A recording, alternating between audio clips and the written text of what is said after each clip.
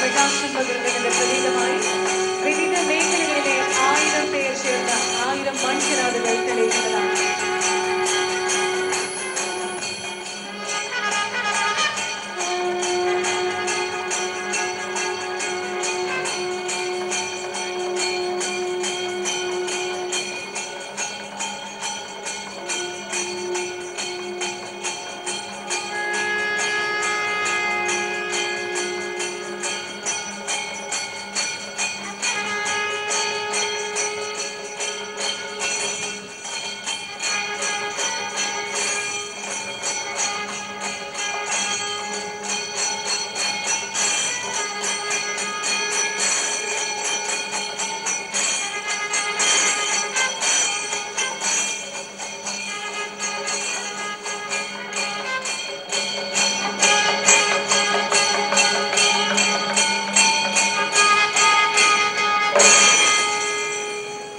നവകേരള സ്വപ്നങ്ങൾക്ക് പ്രകാശം പകരുന്നതിന്റെ പ്രതീകമായി വിവിധ മേഖലകളിലെ 1000 പേർ ചേർന്ന 1000 മൺചിരാതുകൾ ഇവിടെ തെളിയിക്കുന്നു.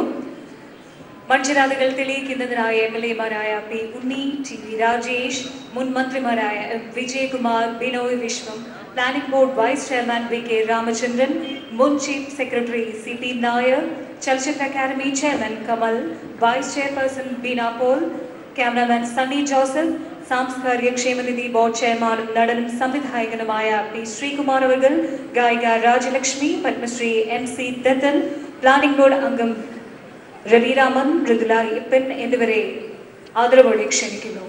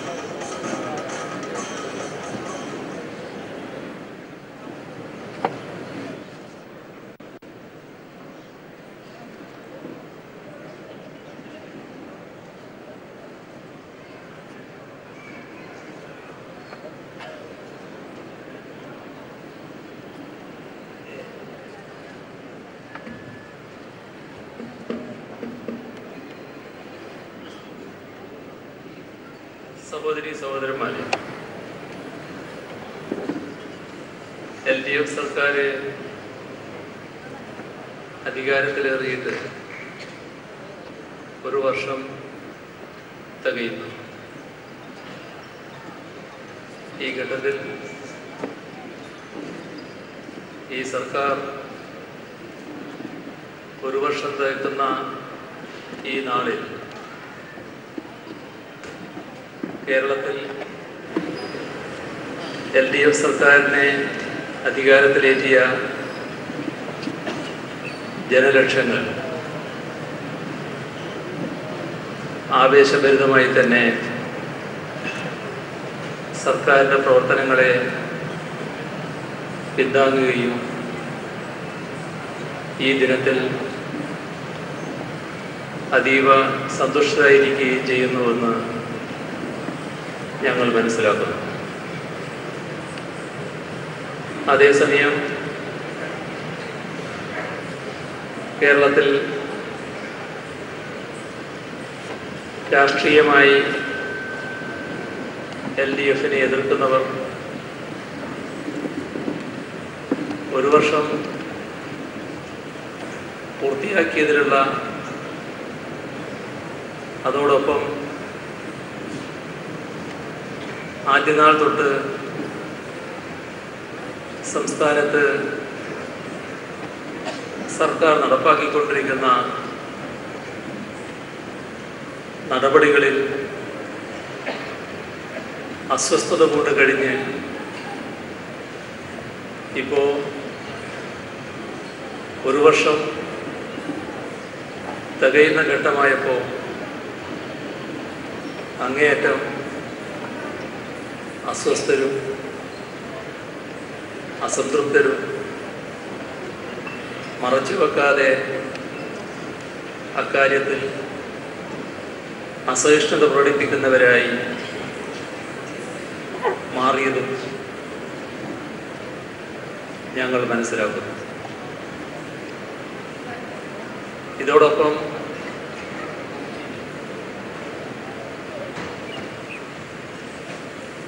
ഈ വിഭാഗത്തിൻ്റെ LDF സർക്കാർ നമ്മുടെ സംസ്ഥാനത്ത് ജനനന്മയെ കണക്കാക്കി ചെയ്യുന്ന കാര്യങ്ങൾ അങ്ങേയറ്റം അസ്വസ്ഥതയോടെ കാണുന്ന ഈ വിഭാഗത്തിനോടൊപ്പം നിന്നുകൊണ്ട് പല രൂപത്തിലും വേഷത്തിലുമുള്ളവർ ഞങ്ങൾക്കെതിരെ ആക്ഷേപം ചൊരിയാൻ വേണ്ടി മാത്രമായി നടക്കുന്നതും ഞങ്ങൾ കാണുന്നു. ഒരു സർക്കാർ ഒരു വർഷം പൂർത്തിയാക്കുമ്പോൾ ആ ഒരു വർഷ കാലയളവിനുള്ളിൽ സർക്കാർ ഉദ്ദേശിക്കുന്ന കാര്യങ്ങൾ ആകെയാവില്ല. എന്നാൽ LDF സർക്കാർ അധികാരത്തിലേറുമ്പോൾ LDF സർക്കാരിൽ വലിയ പ്രതീക്ഷ അർപ്പിച്ച ജനവിഭാഗങ്ങളുണ്ട്. ഞങ്ങൾ ചെയ്തു തീർക്കേണ്ട കാര്യങ്ങൾ ചെയ്യാൻ തുടങ്ങുമ്പോൾ ആ ചെയ്ത കാര്യങ്ങളിൽ ഇതിങ്ങനെ പോരായിരുന്നു, അതല്ലെങ്കിൽ ഇന്ന രീതിയിൽ ആകാമായിരുന്നു, കുറച്ചുകൂടി വേഗതയാകാമായിരുന്നു, ഇങ്ങനെയെല്ലാമുള്ള ആരോഗ്യകരമായ വിമർശനമുയർത്തുന്ന, ഒരു തരത്തിലും നശീകരണ ചിന്തയില്ലാത്ത, നശീകരണ വാസനയോടെയല്ലാത്ത ആരോഗ്യകരമായ വിമർശനമുയർത്തുന്ന ഒരു വിഭാഗത്തെയും ഞങ്ങൾ കാണുന്നു. ഇങ്ങനെ ഈ സർക്കാർ ഒരു വർഷം പൂർത്തിയാക്കുമ്പോൾ സ്വാഭാവികമായി ഇത്തരത്തിലുള്ള വ്യത്യസ്ത വിഭാഗങ്ങൾ കേരളത്തിലുണ്ട് എന്ന് ഞങ്ങൾ കാണുന്നു, ഞങ്ങൾ മനസ്സിലാക്കുന്നു. ആരോഗ്യകരമായ വിമർശനങ്ങൾ എപ്പോഴും ഞങ്ങളെ കൂടുതൽ കർമ്മോത്സുകരാക്കാനാണ് വഴിവെക്കുക. അത് നല്ല രീതിയിൽ പ്രവർത്തിക്കാൻ ഞങ്ങൾക്ക് ഉത്തേജനം പകരും എന്നതിൽ സംശയമില്ല. അതേസമയം നശീകരണ വാസനയോടെ ഞങ്ങളെ സമീപിക്കുന്നവരോടും ഞങ്ങൾക്ക് ഒന്നേ പറയാനും, അതുകൊണ്ട് പ്രത്യേകമായൊരു തളർച്ചയും ഞങ്ങൾക്ക് അനുഭവപ്പെടില്ല. ഞങ്ങളുടെ ഉത്തരവാദിത്വം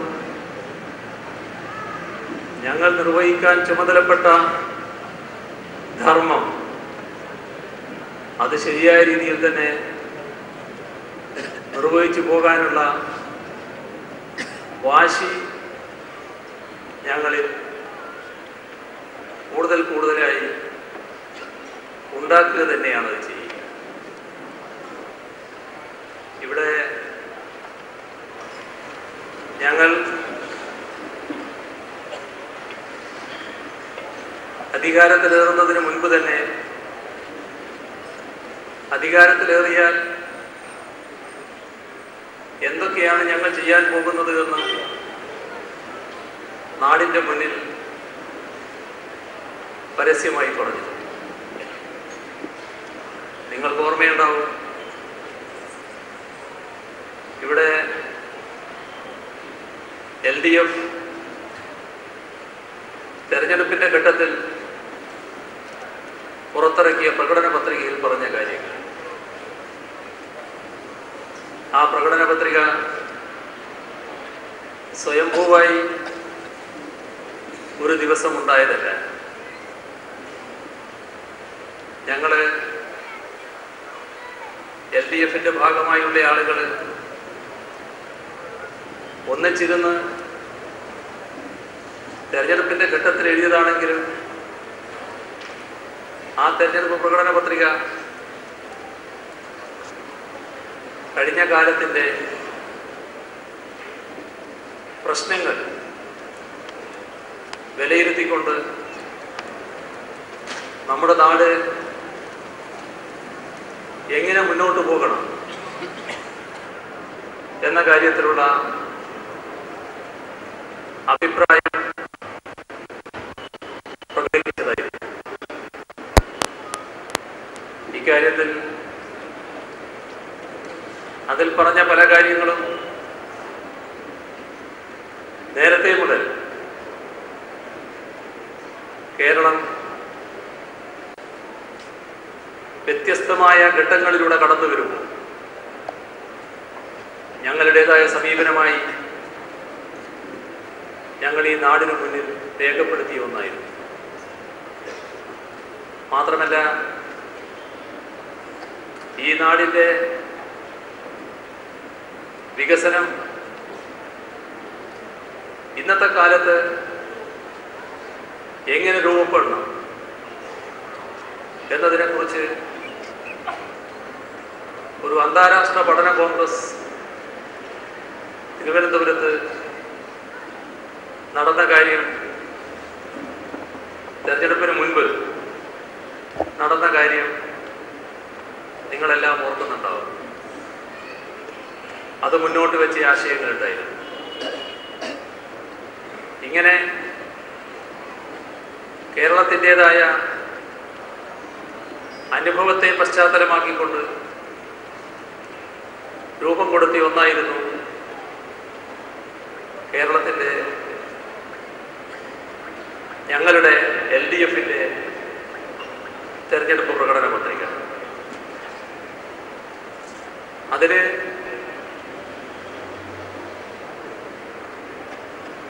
ആളുകൾ ചിലപ്പോൾ ചോദിക്കാറുണ്ട്, എന്താണ് നിങ്ങൾ ഈ ഇടക്കിടക്ക് ഈ തെരഞ്ഞെടുപ്പ് പ്രകടന പത്രികയെ കുറിച്ച് പറഞ്ഞുകൊണ്ടിരിക്കുന്നത്?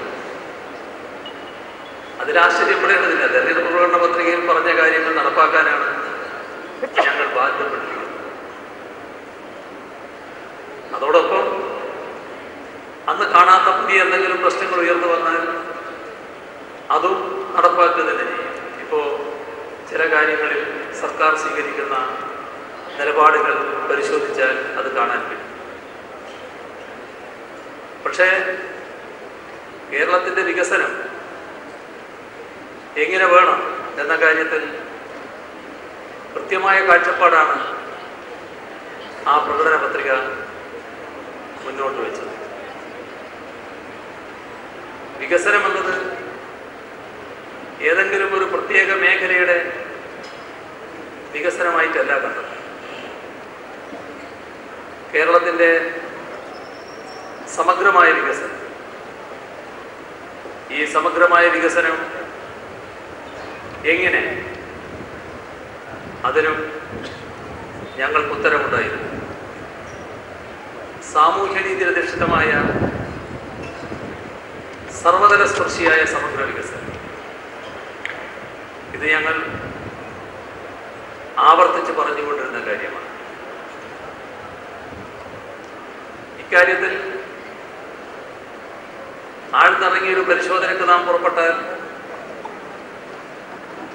നമ്മുടെ കേരളം വിവിധ ഘട്ടങ്ങളിലൂടെ കടന്നു വന്നിട്ടുണ്ട്. ഇവിടെ അധ്യക്ഷൻ സൂചിപ്പിക്കുകയുണ്ടായി 1957 EMS സർക്കാരിൻ്റെ സ്വാധീനം ഞങ്ങളിലുള്ള കാര്യത്തെക്കുറിച്ച്. അത് തീർത്തും ശരിയായൊരു കാര്യമാണ്.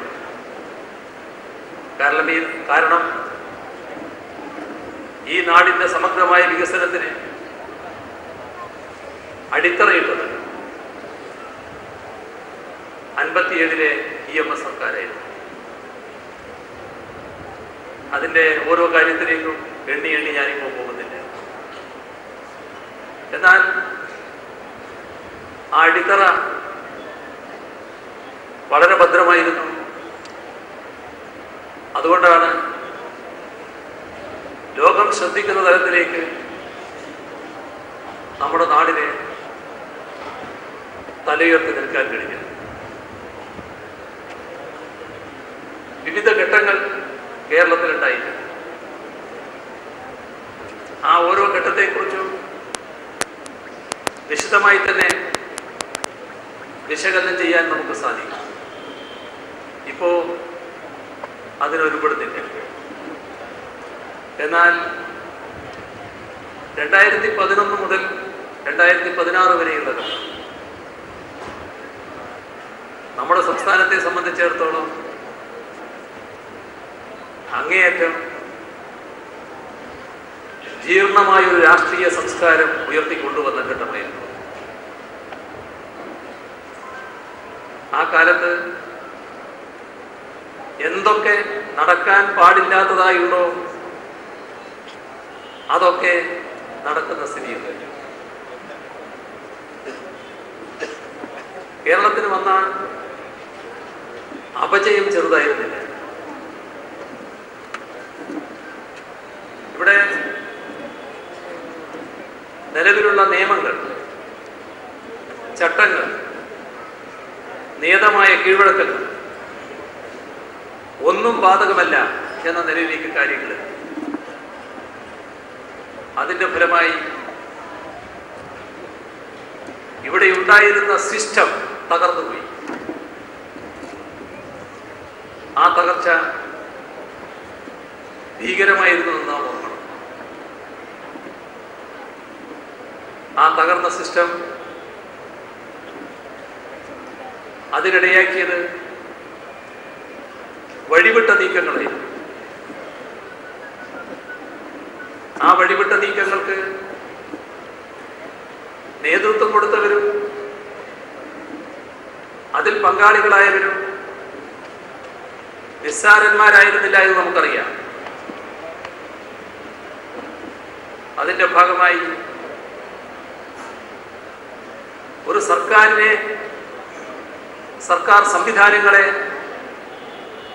ആകെ ഉപയോഗിച്ചുകൊണ്ട് ഇത്തരം വഴിവിട്ട നീക്കങ്ങളിൽ ഏർപ്പെട്ടവരെയും ദുർവൃത്തരെയും എല്ലാ കൊള്ളരുതായ്മകൾക്കും നേതൃത്വം കൊടുക്കുന്നവരെയും എങ്ങനെയെല്ലാം സംരക്ഷിക്കാം എന്ന ഗവേഷണമാണ് ആ കാലത്ത് ഇവിടെ നടന്നത്. ഇത് മോന്തായം വളഞ്ഞാൽ 64 വളയും എന്ന് സാധാരണ നിലത്തൊരു നാടൻ ചൊല്ലുണ്ട്. ആ നിലയിലേക്ക് കാര്യങ്ങൾ എത്തിച്ചു. 2016 LDF സർക്കാർ അധികാരത്തിൽ വരുമ്പോൾ നമ്മുടെ നാട്ടിൽ നിലനിന്ന ഒരു പ്രത്യേക സാഹചര്യം എന്ത് എന്നത് ഓർക്കുന്നതിന് വേണ്ടിയാണ് ഇത് ചൂണ്ടിക്കാണിച്ചത്. തുടങ്ങേണ്ടത് അവിടുന്നായിരുന്നു. ഈ സർക്കാർ അവിടുന്നാണ് തുടക്കം കുറിക്കേണ്ടത്. ചിലത് ഒരു തരത്തിലും പാപം ചെയ്യാത്ത ഞങ്ങളുടെ പടലിക്ക് വന്ന് വീഴുകയും ആ പടലിക്ക് വന്ന് വീണതിനെ സർക്കാരിൻ്റെതായ രീതികൾ വെച്ച് തട്ടിമാറ്റാൻ കഴിയാത്തവയുമുണ്ട്. നിങ്ങൾ അതുപോലെ നടന്നോ എന്നതേ പറ്റി. കാരണം സർക്കാരിൻ്റെതായ രീതികൾ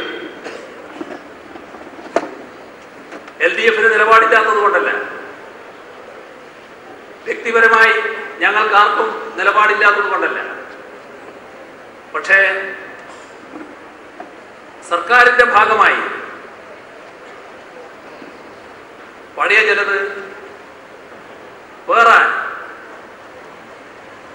സ്വാഭാവികമായും ചുമതലപ്പെട്ടവരായി ഞങ്ങൾ മാറുന്നു.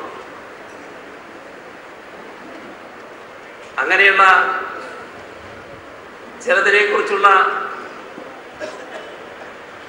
ആധികാരിക കേന്ദ്രങ്ങളിൽ നിന്നുള്ള അഭിപ്രായ പ്രകടനങ്ങൾ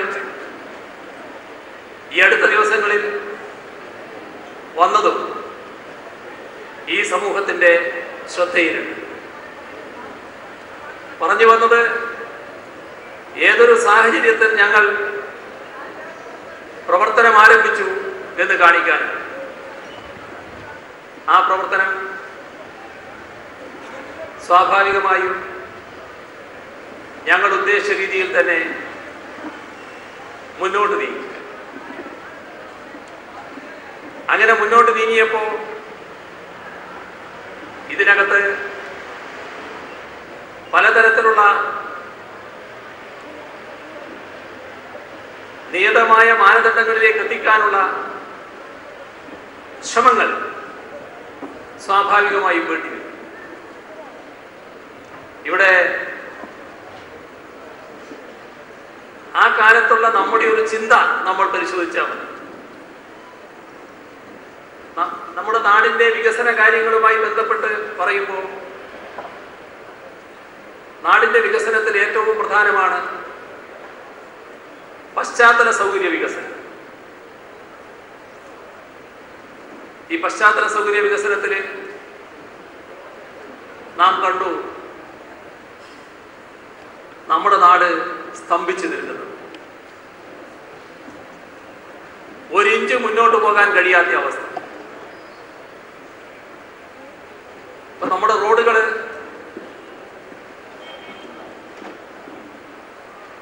മറ്റു പലയിടങ്ങളിലും സഞ്ചാരയോഗ്യമായ റോഡുകൾ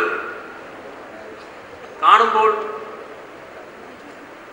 ആ സംസ്ഥാനങ്ങളിൽ പോകുന്ന കേരളീയർ അസൂയപ്പെടും. എന്നാൽ ഇവിടെ ആ റോഡുകൾ പഴയ റോഡ് തന്നെയാണ്, മാറ്റം വന്നില്ല. എന്തുകൊണ്ട് മാറ്റം വന്നില്ല? ഇപ്പൊ നാഷണൽ ഹൈവേ വികസനം, ഒരുപാട് തർക്കങ്ങൾ, അവസാനം എല്ലാ കക്ഷികളും കൂടി തീരുമാനം വന്നിട്ടും നടപടികളില്ല. അതുമായി ബന്ധപ്പെട്ട് ഭൂമി എടുക്കാൻ കഴിയില്ല, ഇതായിരുന്നു ചിന്ത. നാഷണൽ ഹൈവേ വികസിക്കണമെങ്കിൽ ഭൂമി എടുത്തേ പറ്റൂ. പക്ഷേ ഭൂമി എടുക്കാൻ പറ്റില്ല. ഈ അവസ്ഥക്ക് മാറ്റമുണ്ടാകില്ല എന്നായിരുന്നു പൊതുസങ്കല്പം. എന്നാൽ LDF സർക്കാർ വന്നു. ജനങ്ങളുടെ താല്പര്യത്തിന് വേണ്ടി നിലകൊള്ളുന്ന ഒരു സർക്കാരാണ്. ഇപ്പോ പഴയ നിലയിൽ മാറ്റം വന്നു. നാഷണൽ ഹൈവേ വികസനത്തിന് ആവശ്യമായ ഭൂമി കേരളത്തിന് എടുക്കാൻ കഴിയും എന്ന നിലപാട്. നാഷണൽ ഹൈവേയുടെ നിർമ്മാണം വികസിതമായ രൂപത്തിൽ ആരംഭിക്കാൻ നടപടികൾ സ്വീകരിച്ചതായിരുന്നു. നാഷണൽ ഹൈവേയുടെ അധികൃതർ വ്യക്തമായ തീയതിയും ഞങ്ങളുടെ മുന്നിൽ ഉറപ്പിച്ച് പ്രഖ്യാപിച്ചതായിരുന്നു. 4 വരി പാത എന്നത് നിലവിലുള്ള സൗകര്യത്തിൽ തന്നെ 6 വരി പാതയാക്കാനുള്ള തീരുമാനത്തിലേക്ക് നാഷണൽ ഹൈവേ എത്തി. അപ്പൊ നേരത്തെ കണക്കാക്കിയതിൽ ഒരു മാറ്റം വരും. ആ മാറ്റത്തിന്റെ ഭാഗമായി കുറച്ച് നീണ്ടുപോയി എന്നാണ് നാഷണൽ ഹൈവേയുടെ അധികൃതർ നൽകുന്ന വിശദീകരണം. ഏതായാലും സമയബന്ധിതമായി പണി ആരംഭിക്കാനും പൂർത്തിയാക്കാനും കഴിയുമെന്ന സാഹചര്യം ഇപ്പോൾ ഉണ്ടായിട്ടുണ്ട്. ഒറ്റപ്പെട്ട ചില സ്ഥലങ്ങളിൽ റോഡ് വികസനവുമായി ബന്ധപ്പെട്ട് സ്ഥലമെടുക്കൽ പ്രശ്നത്തിൽ ചില തടസ്സങ്ങൾ ഉണ്ട് എന്നത് ശരിയാണ്. ആ തടസ്സങ്ങൾ റോഡിന്റെ വികസനത്തെ തടയുന്ന രീതിയിൽ മാറില്ല എന്ന കാര്യം ഉറപ്പാണ്. ഏതായാലും ഇപ്പൊ എല്ലാവർക്കും വികസിതമായ നാഷണൽ ഹൈവേ നമ്മുടെ കേരളത്തിൽ വല്ലാതെ നീണ്ടുപോകാതെ തന്നെ യാഥാർത്ഥ്യമാകും എന്ന കാര്യം ഉറപ്പായിരിക്കും. വേറൊരു കാര്യം, നമ്മുടെ സംസ്ഥാനത്ത് പെട്രോനെറ്റ് LNG കൊച്ചിയിൽ വരാനുള്ള നിർദ്ദേശം വളരെ പണ്ടുണ്ടായതാണ്. ഒരു കാലത്ത് അതുമായി ബന്ധപ്പെട്ട ചർച്ച നടത്തിയ ആളായിരുന്നു ഞാൻ. അത് 1996. ആ കാലത്ത് വന്ന നിർദ്ദേശമാണ്. അന്ന് വൈദ്യുതി വകുപ്പിന്റെ ചുമതല വഹിച്ചയാളെന്ന നിലക്ക് ഇതുമായി ബന്ധപ്പെട്ട ചർച്ചകളിലും പങ്കെടുക്കാൻ എനിക്ക് അവസരം കിട്ടി. അന്ന് നിർദ്ദേശിക്കപ്പെട്ട മറ്റ് സ്ഥലങ്ങളിലെല്ലാം ഗ്യാസ് എത്തി, വിതരണം തുടങ്ങി, എല്ലാ കാര്യങ്ങളും നടന്നു. നമ്മൾ പഴയ അവിടെ തന്നെ കിടക്കുക. ഇതാണ് അവസ്ഥ. ഗ്യാസിന്റെ പൈപ്പ് ലൈൻ പോകണം.